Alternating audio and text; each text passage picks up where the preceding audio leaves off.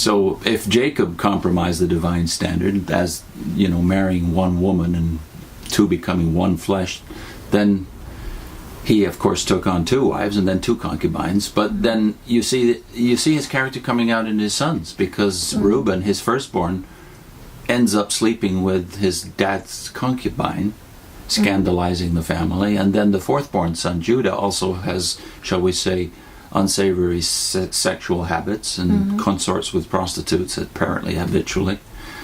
And then even worse, Simeon and Levi, sons 2 and 3, become, well, in their desire to vindicate their sister, they become so vindictive that they actually do something completely vicious in not just vindicating their sister by enacting justice upon the perpetrator of the rape, but trying to wipe out an entire village male population and succeeding. So whatever it is that's unsavory in Jacob's character becomes much worse in his children.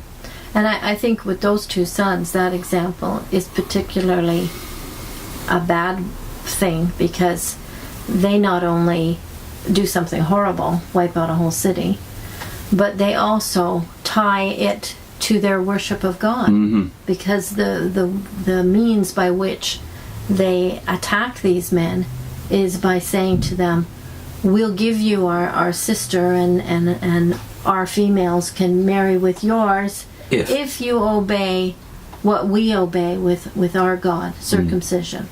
So they use that as a means to get at people, the worship of a true God. So that's blasphemy. Yeah, they've made now the true God's worship tied to it. Tied to a blasphemous and genocidal act, yes. Yeah. So when Jacob says later, you have made my name a stench, he should have said, you have made God's name a stench. Yeah. So you can see in the sons of Jacob, all of them later, in the longest story in the book of Genesis, of course, is the Joseph story. So by the time we get to the Joseph story, you've got all of the 10 sons that conspire to get rid of Joseph, in effect playing out his role as supplanter. He's the supplanter of his brother, who he stole the firstborn rights from, viewed at from his point of view as opposed to God's. But his 10 sons now have become murderous in their willingness to use their brother, abuse their brother, kill their brother if necessary, to get the blessings that, of course, they're envious of. Right. But in the long run, that all plays out in grace, in God's grace too, because Joseph becomes prime minister of Egypt.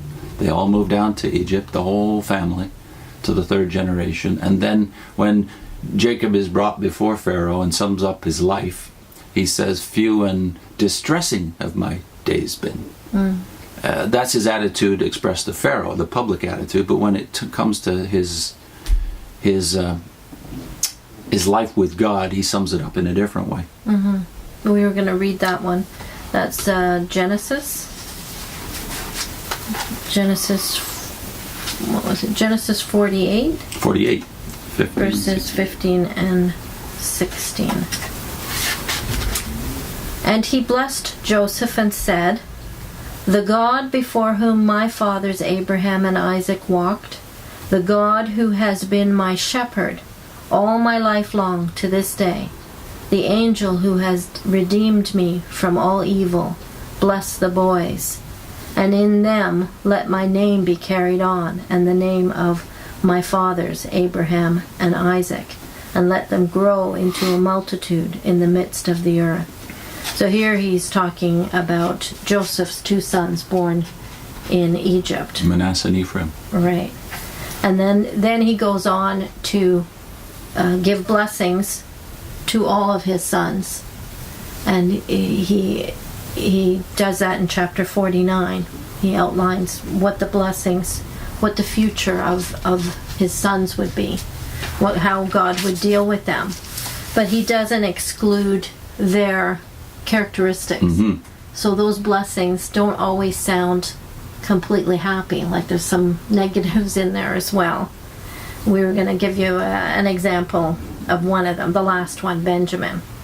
In verse 27 of 49, it says, Benjamin is a ravenous wolf, in the morning devouring the prey, and at evening dividing the spoil.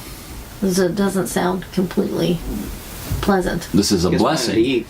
And yes, it is a blessing. But the way it plays out in history, by the time you get to the end of the book of Judges, some 200 years later, you've got a tribe, the tribe of Benjamin, that thinks so much of itself that they're willing to commit suicide as a tribe rather than admit that they may be wrong in the moral issue of the rape of the Levite's concubine. Yeah. So in chapter 28, in verse 28 of the same 49, it says, all these are the 12 tribes of Israel. This is what their father said to them as he blessed them, blessing each with the blessing suitable to him. So the characteristics are a factor to what is going to happen to them, what their future is going to be, and how much of a blessing they can be as well. I think all these facts tend to illustrate one of the strange things, at least I used to think it was strange in the old days, that God in the Old Testament likes to be called the God of Jacob. And when you think about the life of Jacob and his character, you don't think that's a bragging point. No. Why does God want to be called the God of Jacob? Well, he's not talking about the faithfulness of his saint, his person, his man. He's talking about his faithfulness himself to a man who does not deserve the blessings he receives.